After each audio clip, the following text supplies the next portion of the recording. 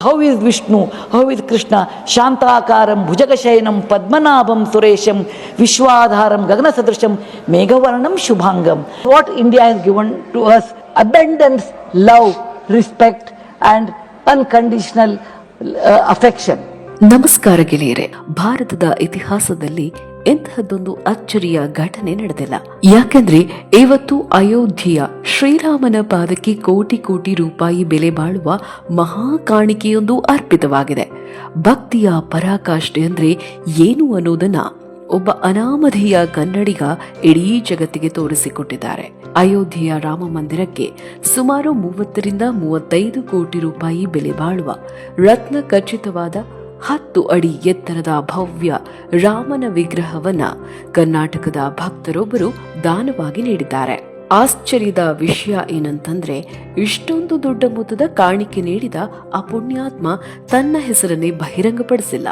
ಈ ಕಾಲದಲ್ಲಿ 10 ರೂಪಾಯಿ ದಾನ ಮಾಡಿದ್ರೇನೆ ದೊಡ್ಡ ಬೋರ್ಡ್ ಹಾಕ್ಸಿ ಫೋಟೋ ತೆಗೆಸಿ ಫೇಸ್ಬುಕ್ನಲ್ಲಿ ಹಾಕೋ ಜನ ಇರುವಾಗ 5 ಕ್ವಿಂಟಾಲ್ ತೂಕದ ಈ ರತ್ನ ಖಚಿತ ಕಲಾಕೃತಿಯನ್ನ ಗುಪ್ತವಾಗಿ ಕೊಟ್ಟಿರೋದಂದ್ರೆ ಅದು ನಮ್ಮ ಮಣ್ಣಿನ ಗುಣ.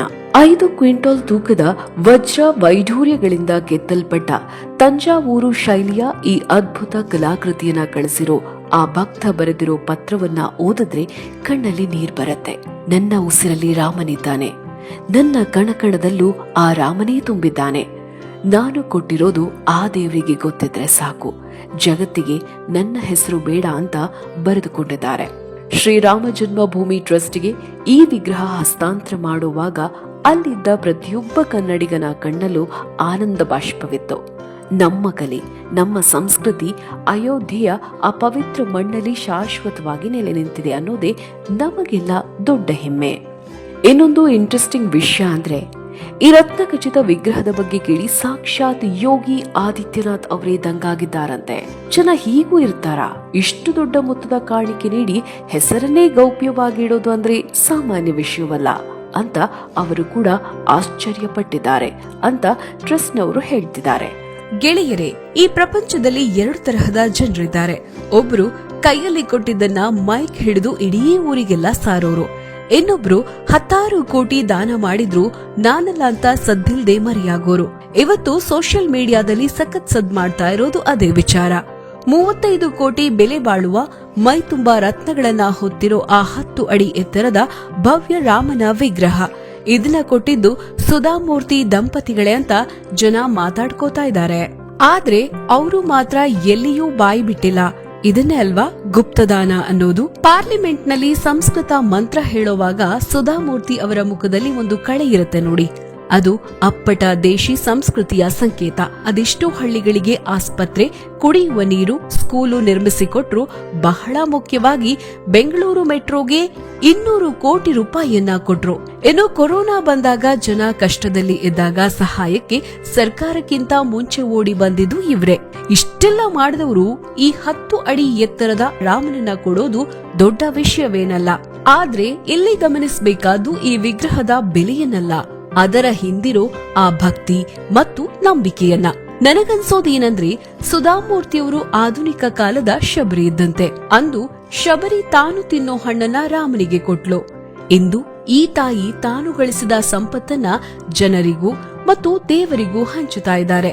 ಜನ ಇವರನ್ನ ಆಧುನಿಕ ಕರ್ಣ ಅಂತ ಕರೆಯೋದ್ರಲ್ಲಿ ಯಾವುದೇ ಅತಿಶಯೋಕ್ತಿ ಇಲ್ಲ.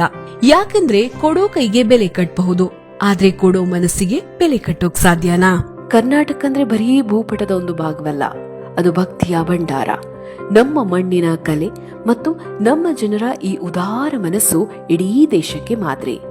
ಯಾರು ಏನೇ ಅಂದ್ರೂ ರಾಮ ಮತ್ತು ಕರ್ನಾಟಕದ ನಡುವೆ ಇರೋ ಈ ಪವಿತ್ರ ಸಂಬಂಧನ ಯಾರು ಕೂಡ ಮುರಿಯೋಕೆ ಸಾಧ್ಯ ಇಲ್ಲ. ಅಯೋಧ್ಯೆಯ ಆ ಮಂದಿರ ಇವತ್ತು ಭಾರತದ ಹೆಮ್ಮೆ ಇರಬಹುದು, ಆದ್ರೆ ಆ ಹೆಮ್ಮೆಯ ಹಿಂದೆ ಕರ್ನಾಟಕದ ಕೋಟ್ಯಾಂತರ ಜನರ ಭಕ್ತಿಯ ಶಕ್ತಿ ಇದೆ. ನಮ್ಮ ಮಣ್ಣಿನ ಕಲ್ಲು ದೇವರಾಗಿ ಕೂತಿದೆ. ನಮ್ಮ ಮಣ್ಣಿನ ಶಿಲ್ಪಿ ಆ ದೇವರಿಗೆ ಜೀವವನ್ನ ಕೊಟ್ಟಿದ್ದಾರೆ.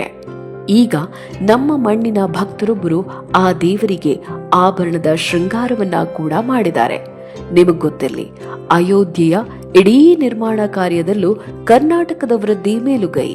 ಅಲ್ಲಿನ ಪ್ರತಿಯೊಂದು ಆಗು ಹೋಗುಗಳನ್ನ ನೋಡಿಕೊಳ್ತಾ ಇರೋದು ಉಡುಪಿಯ ಪೇಜಾವರ ಶ್ರೀಗಳಾದ ವಿಶ್ವಪ್ರಸನ್ನ ತೀರ್ಥ ಸ್ವಾಮೀಜಿಯವರು. ಅಷ್ಟೇ ಯಾಕೆ, ಇಡೀ ಮಂದಿರ ನಿರ್ಮಾಣದ ಉಸ್ತುವಾರಿ ವಹಿಸಿಕೊಂಡಿರೋದು ನಮ್ಮ ಬೆಂಗಳೂರಿನ ಗೋಪಾಲ್ಜಿಯವರು.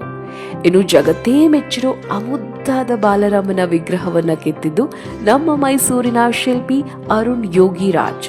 ಆ ಮಂದಿರದ ನಿರ್ಮಾಣದಲ್ಲಿ ಅತಿ ಹೆಚ್ಚು ಕನ್ನಡಿಗರ ಶ್ರಮವಿದೆ. ಈ ಮಾಹಿತಿ ಕೇಳಿ ನಿಮಗೆ ಹೆಮ್ಮೆ ಅನ್ಸಿದ್ರೆ ಈ ವಿಡಿಯೋನ ಪ್ರತಿಯೊಬ್ಬ ಕನ್ನಡಿಗನಿಗೂ ಶೇರ್ ಮಾಡಿ. ಜೈ ಶ್ರೀರಾಮ್.